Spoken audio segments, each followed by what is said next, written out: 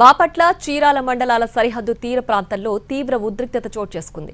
10 గ్రామాలకు చెందిన మత్స్యకారులు ఆందోళనకు దిగారు. 12,000 మత్స్యకార కుటుంబాలకు తీవ్ర అన్యాయం జరుగుతోందని వాపోతున్నారు.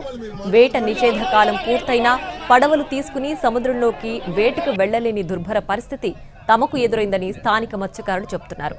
Realtor Boorla Venkatrao sea mouth ను ధ్వంసం చేసి కూల్చివేశారని, ఆ ప్రాంతంలో అక్రమ నిర్మాణాలు చేపట్టడంతో తాము జీవనోపాధి కోల్పోయామని వాపోయారు.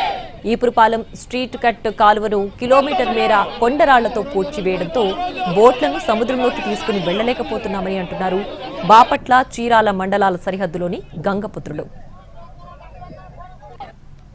ఈపురపాలెం నుంచి వచ్చిన స్ట్రైట్ కాలువ సీమౌత్ అనేది కొందరు దుండగులు రియల్ ఎస్టేటర్లు రిసార్ట్స్ వాళ్ళతో కలిసి ఈ మొత్తం అంతా క్లోజ్ చేశారు. 2 దినాలుగా 2 రాత్రులు ఎవరికి తెలియకుండా 4 జేసీబీలు ట్రాక్టర్లతో మొత్తం అంతా క్లోజ్ చేశారు. మేము తర్వాత మాకు తెలిసి మేము ఇక్కడ ధర్నాకు దిగాము. ఆ రోజు ఈ రోజుకి 5 రోజులు అయింది, కానీ ఏ ఒక్క అధికారి కానీ లేదా కలెక్టర్ కానీ బాపట్ల ఎమ్మెల్యే గారు నరేంద్ర వర్మ గారు కానీ ఎవరు స్పందించలేదు. అయితే ఆ రోజు అయితే బాపట్ల వర్మ గారు అయితే వచ్చారు. ఆ రిసార్ట్ లో కూర్చొని టీ తాగి కొంచెం వాళ్ళతో మాట్లాడుకొని మా సమస్య పరిష్కరించి వెళ్ళిపోయారు. ఈపురపాలెం నుంచి వచ్చిన